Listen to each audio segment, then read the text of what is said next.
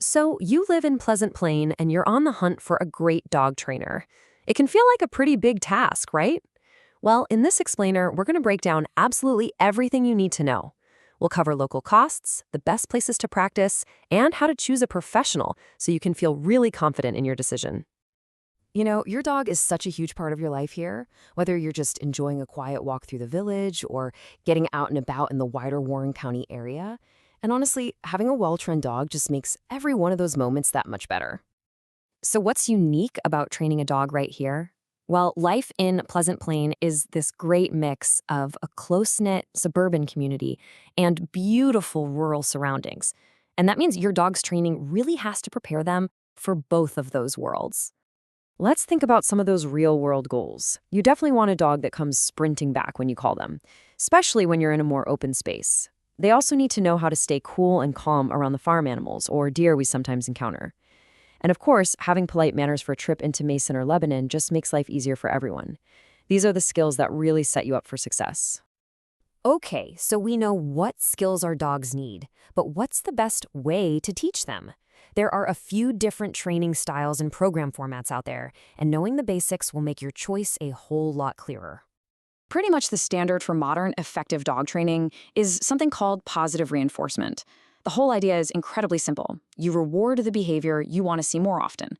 It's not about force, it's about building this amazing, trusting relationship and teaching your dog to make good choices because they want to.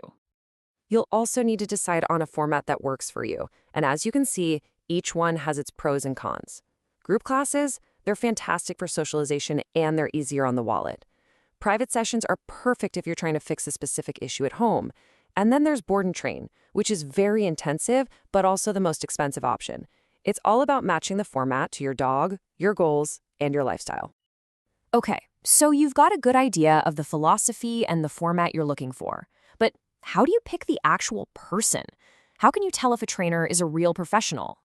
Credentials are a big deal. They show that a trainer has invested in their education.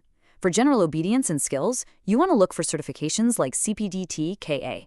But if you're dealing with something more serious, like deep-seated fear or aggression, you need someone with a behavior-focused credential, like a CBCCKA. And here's a local tip. While Ohio doesn't have a state license for trainers, they do need a Warren County vendor's license to operate legally. All right, let's talk money. This table gives you a pretty realistic look at the costs you can expect in the Warren County area. A 6-week group class will probably run you a couple $100s, while a 2-week board and train program is obviously a much bigger investment. Seeing these numbers up front just helps you plan and budget accordingly. When you finally get on the phone with a potential trainer, remember, you're the one conducting the interview. You'll want to have these 6 questions ready to go. You're listening for answers about positive reinforcement and how they'll customize a plan for your life. And absolutely ask about your role. The homework you do between sessions, that's where the magic really happens. Okay, let's bring all this into the real world. Once you've got a trainer and a plan, you need to know the local rules of the road, and of course, the best places to practice all those new skills. These are the basics every dog owner in the area needs to know. Warren County has a leash law, which means your dog needs to be under your control in public. A standard 6-foot leash is always a good idea. A current rabies vaccine is required by state law, and you have to license your dog with the county every single year. A good trainer will help make sure you're meeting all these standards without even thinking about it. So keeping those rules in mind, where can you actually go to safely put all this training to the test? The good news is we've got some fantastic local options. First up, for working on that super important recall, getting your dog to come back every time you call, a wonderful spot is Cattell Park, which is right nearby in Deerfield Township. The dog park there is just about perfect for this. It's fully fenced, which gives you a safe, controlled place to work. It's got separate areas for big and little dogs, which is great.